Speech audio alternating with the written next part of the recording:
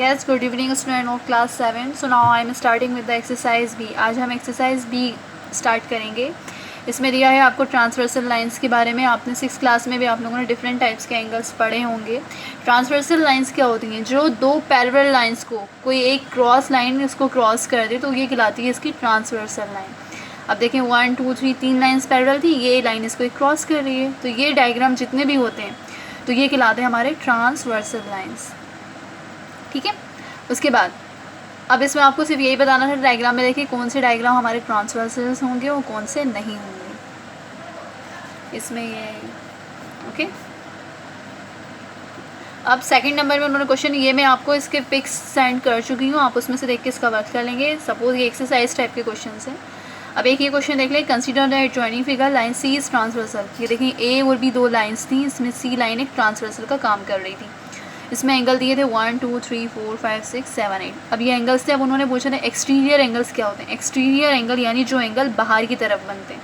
ये देखो 1 बाहर है, 2 भी बाहर है, यहाँ 7 बाहर है, 8 बाहर है, तो ये एक्सटीरियर एंगल कौन होगा? 1 2 7 8. फिर उन्होंने बोला इंटीरियर. इंटीरियर यानी जो अंदर बनते हैं एंगल्स. अंदर कौन, इन लाइन्स के अंदर कौन कौन से एंगल बन रहा है? 3 4 5 6. ये हो गया 3 4 5 6. उसके बाद उन्होंने हमसे पूछा है वर्टिकली अपोजिट एंगल. जब दो लाइंस पैरेलल होती हैं तो उनके बीच वर्टिकली अपोजिट एंगल बनते हैं. जैसे अगर ये 2 है तो इसके अपोजिट कौन है? 4. तो 2 और 4 हो गया. ये 1 है, 1 के अपोजिट कौन था? 3. इसी तरह 6 के अपोजिट कौन है? 8. 5 के अपोजिट कौन है? 7. तो ये आ गए हमारे वर्टिकली अपोजिट एंगल. उसके बाद उन्होंने हमसे पूछा है अल्टरनेट्स एंगल्स. अल्टरनेट्स एंगल आप लोगों को तो मालूम ही होगा, जब पैरेलल लाइंस को कोई एक लाइन क्रॉस कर देती है तो उसमें अल्टरनेट्स एंगल बन जाते हैं. अब जैसे कि ये दो लाइंस जा रही थी, ये दो लाइन जा रही थी, इसको एक लाइन ने क्रॉस कर दिया तो 4. ये 4 है, 4 के अल्टरनेट कौन बना? 6. तो 4 और 6 हो गए. इसी तरह 5 के अल्टरनेट में कौन बना? 3. ये हो गए हमारे अल्टरनेट्स एंगल.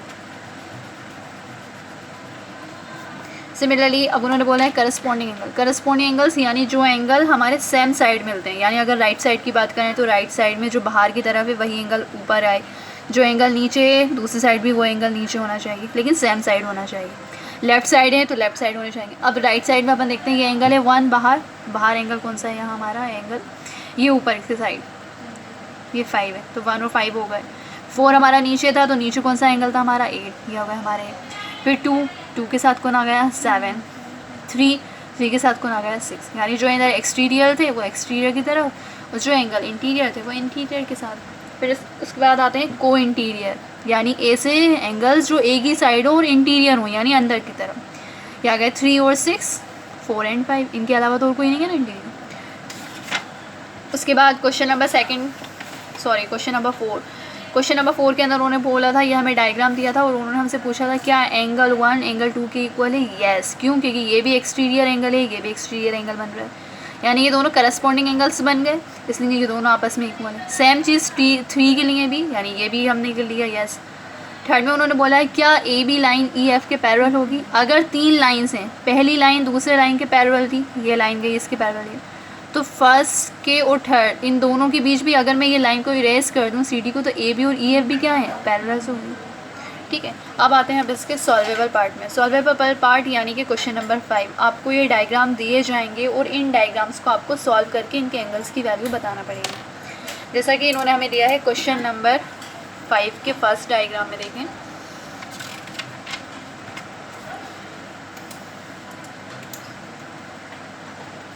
एक्सरसाइज बी है ना. अब क्वेश्चन नंबर 1 देखें. ये एक्स है और इसके अल्टरनेट कौन दिया है? 105 डिग्री. ये था ना डायग्राम, ये डायग्राम गया हमारा, ये लाइंस जाएगा. अब एक एंगल यहाँ हमें x दिया है और x के अल्टरनेट हमें यहाँ दिया है 105 डिग्री. तो x की वैल्यू क्या आ गई? 105 डिग्री. और रीज़न क्या आ गया? Alternate angle. ये हो गया सॉल्व. सिमिलरली अब यहाँ देखें डायग्राम में, यहाँ हमें y देखें. x के अल्टरनेट कौन बन रहा है? 25. तो x की वैल्यू क्या हो गई? x बन गया हमारा. देखिए ये डायग्राम में बना रही, ये दिया था मुझे, ये दिया था यहाँ पहले मुझे दिया x, तो x के अल्टरनेट हमने मिलाया, क्या मिला हमें? 25. तो x कितना हो गया? 25 डिग्री हो गया. फिर यहाँ मुझे दिया था y और y के अल्टरनेट यहाँ क्या नंबर दिया है मुझे? 35 डिग्री. तो y की वैल्यू कितनी हो गई? 35 डिग्री. ठीक है। इसी तरह सेम चीज़ आपको कहाँ तक सॉल्व करनी है, यही चीज़ आपको यहाँ तक सॉल्व करनी है। क्वेश्चन नंबर 6 तक, 1 से लेके 6 तक के सेम पार्ट आपको यही लिखना है, उसमें कोई सॉल्व नहीं करना, आपको सिर्फ अल्टरनेट करस्पॉन्डिंग एंगल जो भी हैं उसके इक्वल करके लिखना है। अब इसका जो सॉल्वर पार्ट है वो है 7 थोड़ा सा डिफरेंट है, वो देखें। 7 में उन्होंने हमें दिया है, 7 क्वेश्चन में उन्होंने हमें डायग्राम दिया है, ये 2 लाइन्स हैं, ये लाइन चलेगी, इसको एक ट्रांसवर्सल कर रही है, ये 2a है और यहीं उन्होंने हमें दे दिया 3a। अब हमें a की वैल्यू बतानी है इसके अंदर। अब देखें, अगर ये 3a है तो ये भी 3a हो जाएगा, 3a हो गया। अब ये क्या बन गया, एक लीनियर पेयर बन गया, लीनियर पेयर बन गया। कैसे बना, आप डायग्राम में इंक्लूड कर देंगे। ये 3a है तो ये भी 3a हो गया। रीज़न क्या था, ये अल्टरनेट एंगल। अब ये देखो लीनियर पेयर बना, यानी 2 में 3 प्लस कर दें अगर हम, 2a + 3a, यानी कल जो हमने क्वेश्चन सॉल्व करे थे, ये कितने आने चाहिए, 180 डिग्री आने चाहिए। अब 2 में 3 प्लस करा, ये तो बन गया 5a = 180 डिग्री। यहाँ से a की वैल्यू कितनी आ जाएगी, 180 डिवाइडेड बाय 5 से कैंसिल करा, 5 3 = 15 और ये 6। a की वैल्यू कितनी आ गई हमारी, 36 डिग्री। ये होगा हमारा आंसर। ठीक है। अब इसके 8 पार्ट में देखते हैं अपन, 8 में उन्होंने क्या बोला है देखेंगे। सिमिलरली अब आप 8 की तरफ जाएं। अब देखें ये 8 है, ये दिए मुझे लाइंस, यहाँ से थोड़ा सा बाहर है, ये दिया है मुझे 60 डिग्री, ये दिया है मुझे b, ये एंगल दिया है मुझे a, और ये दिया है मुझे 110 डिग्री।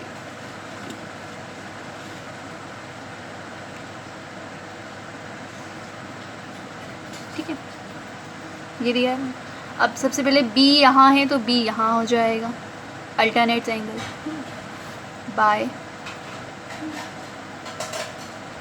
Alternate angle. अब अल्टरनेट एंगल से क्या हो गया, b + 110 = 180 डिग्री। ये क्या बना दिया इसने अल्टरनेट बनाने के बाद, लीनियर पेयर। अब यहाँ से b की वैल्यू क्या आ जाएगी, b = 180 - 110, तो b कितना आ गया हमारा, 70 डिग्री। ये आ गया एक आंसर। अब हमें a बताना है। देखिए a ये है, a को अगर मैं यहाँ लिख दूँ करस्पॉन्डिंग, क्योंकि इन्होंने एक लाइन थोड़ी बाहर दी थी मुझे, बाय करस्पॉन्डिंग एंगल। अब a यहाँ है तो a 60 के साथ मिलके लीनियर पेयर बनाएगा, इन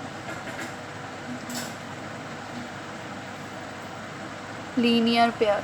अब a ने 60 के साथ मिलके लीनियर पेयर बनाया, तो ये भी कितना आना चाहिए, 180 डिग्री आना चाहिए। तो यहाँ से a की वैल्यू कितनी आ जाएगी, 180 - 60 डिग्री। तो a कितना बचा, 180 में से 60 गए, 120 डिग्री। ये हो गया हमारे आंसर। हमें यही तो बताना था कि a और b की वैल्यूज़ क्या होंगी। ये हो गया आपका 8 पार्ट कंप्लीट। ठीक है। अब इसमें आते हैं 9 पार्ट में। 9 पार्ट का डायग्राम कुछ यूँ दिया है आपको, ये लाइनें गई है आपकी, और इससे ये लाइंस निकल लेंगे। ये एंगल मुझे दिया है y, और ये दिया है मुझे 43 डिग्री, ये दिया है मुझे x, और ये मुझे दिया है एंगल 140 डिग्री। सबसे पहले तो ये x 43, तो इसका अल्टरनेट कौन बन रहा है, 43 ये बन रहा है, ये अल्टरनेट है। तो x की वैल्यू कितनी हम लिख देंगे, x = 43 डिग्री, और रीज़न हम लिख देंगे अल्टरनेट एंगल। अब हमें y की वैल्यू निकालनी है। y की वैल्यू निकालने के लिए ये 140, एक लीनियर पेयर बनाने के लिए इन लीनियर, और लीनियर पेयर बनाने के लिए y के पास एक एंगल और होना चाहिए। तो इसके अल्टरनेट में कौन है, 140, ये आ गया 140 डिग्री। अब लीनियर पेयर में कौन कौन बना, 140 डिग्री बना, y बना, 43 बना, ये बन गया ना लीनियर पेयर, 3 एंगल से मिलके ये आ गया 180 डिग्री। अब 140 में 43 प्लस करें, 0 में 3 करा 3, 4 में 4 प्लस करा 83, 1 + 180 = 180। अब यहाँ से हमें y की वैल्यू निकालनी है, तो ये हो जाएगा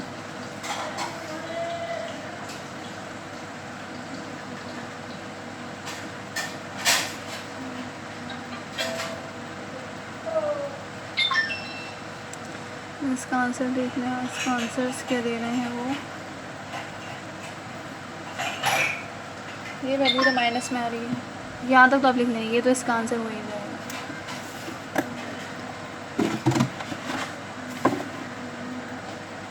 अब देखें x की वैल्यू तो हमारी आ गई थी 43, अब हमें y निकालना है। तो आप देखें डायग्राम के अंदर ये 140 है, तो इसके अल्टरनेट में ये दो एंगल्स, ये दो लाइन पैरेलल थी, यहाँ एक एंगल है, तो इसके अल्टरनेट में एक एंगल यहाँ भी बनना चाहिए, करस्पॉन्डिंग एंगल्स। तो अपन लिखेंगे करस्पॉन्डिंग एंगल्स। ये 140 किसके इक्वल आ जाएगा, y प्लस 43 की, क्योंकि यहाँ दो एंगल्स दी रहे हैं। अब 140 के बाद अपन लिखेंगे 140 minus 43 is equal to Y.